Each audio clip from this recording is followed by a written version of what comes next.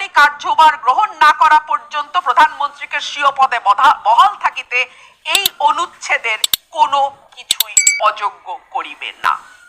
সংবিধান যদি বহাল থাকে, তিনি 1 ক অনুযায়ী পদত্যাগপত্র জমা দেওয়া সত্ত্বেও 57(3) বলছে তিনি তার উত্তরাধিকারীকে কার্যভার বুঝিয়ে দেওয়ার আগ পর্যন্ত প্রধানমন্ত্রীর পদে থাকিতে এই সংবিধানের কোনো কিছুই তাকে বারিত করিবে না। তার মানে কি দাঁড়ায়? এই সংবিধান যদি থাকে তাহলে প্রধানমন্ত্রীকে মানতে হবে। আপনি যদি আমার প্রেক্ষাপট, ব্যক্তি রুমিন ফারহানার প্রেক্ষাপট দেখেন, আপনি দেখবেন দীর্ঘ 17 বছর আমি সরকারের সবচেয়ে কঠোর সমালোচক ছিলাম। আমি সবচেয়ে কঠোর সমালোচক ছিলাম। আমি দেশ থেকে বাইরে গিয়ে সমালোচনা করি নাই, নিজেকে সেফ রেখে সমালোচনা করি নাই, বাংলাদেশের মাটিতে বসে সমালোচনা করেছি। শেখ হাসিনার সংসদে উপস্থিত থাকা অবস্থা আমি বলেছি এই সংসদ অবৈধ, এই সংসদের মেয়াদ আর একদিনও না বাড়লে আমি খুশি হব। আমি হচ্ছে সেই ব্যক্তি।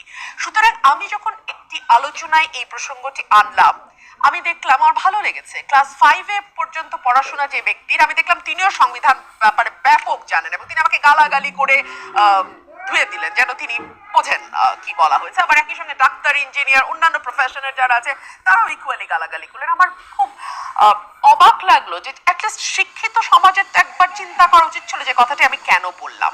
1, 2 হচ্ছে এটা আমি কোনো রাজনৈতিক ময়দানে বলি নাই যে যেখানে সকল শ্রেণীর মানুষ থাকবে। আমি একটা বিশ্ববিদ্যালয়ে সংবিধানের ওপরে লেকচার দিতে গিয়ে আমি কথাটা বলেছি।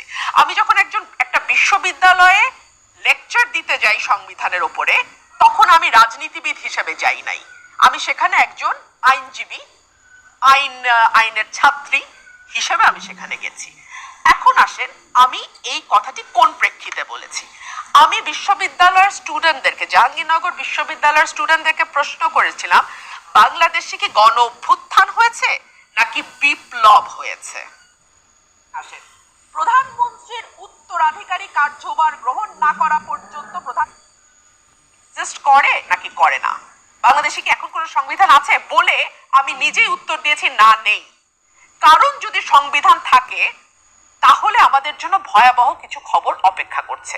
তার একটি হচ্ছে প্রধানমন্ত্রী শেখ হাসিনা যিনি ছিলেন অতীতে, তিনি এখনো প্রধানমন্ত্রী। কেন বলছি?